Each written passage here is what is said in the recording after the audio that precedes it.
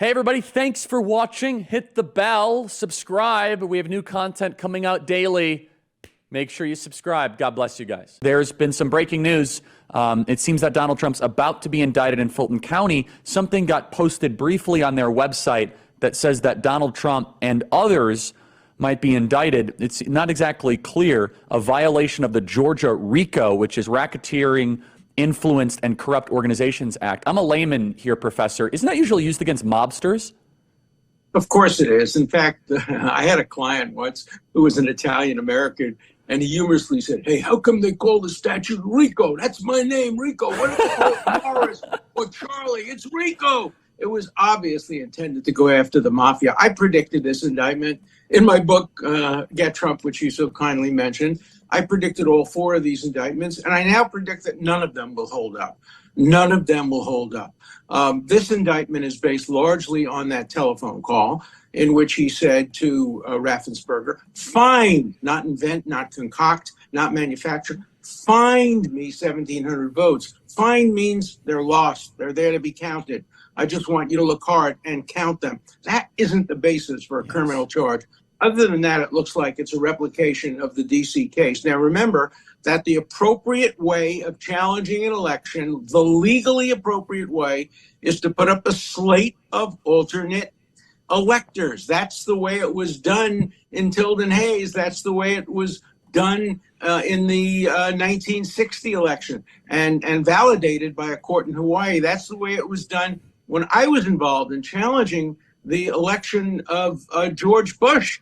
On behalf of Al Gore, I represented the voters of Palm Beach County. And we were planning, obviously, to put up a slate of Florida electors who would represent what we believe, courts ruled against us, but what we honestly believe was the electoral results in Florida.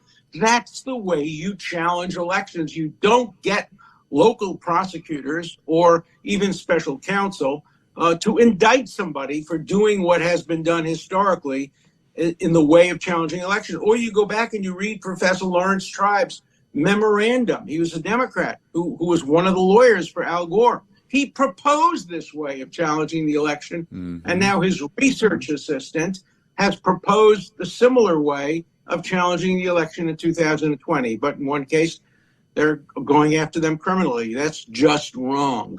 Yes, it is. I want to ask you a technical question here, Professor. So according to Reuters, the Fulton County posted charges to their docket before the grand jury had finished.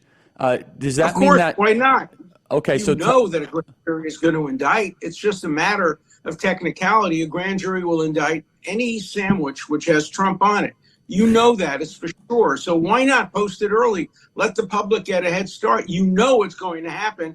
Grand jurors of 23 chairs sitting around waiting to be moved and manipulated by the prosecution. All you need is 12 of the 23 to indict. They're almost always unanimous because they've heard only one side of the story and they've been told the defendant's guilty. The presumption of guilty of innocence disappears in the grand jury room. So, this was one of the honest approaches in law enforcement. Sure, they put up the indictment before it was actually voted. That's the way it actually works in practice.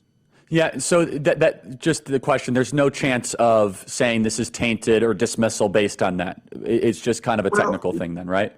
It's a technical thing, but they'll challenge it. They'll say this proves that there was no real process. But remember, too, grand juries are not required in state courts, only in the federal court. The constitutional requirement of grand jury only applies to the federal government. So it would not get into the federal courts or up to the Supreme Court, even if the grand jury had been tainted. And it largely becomes a formality, like you said, a ham sandwich, and it's not exactly difficult to get a grand jury to agree to something.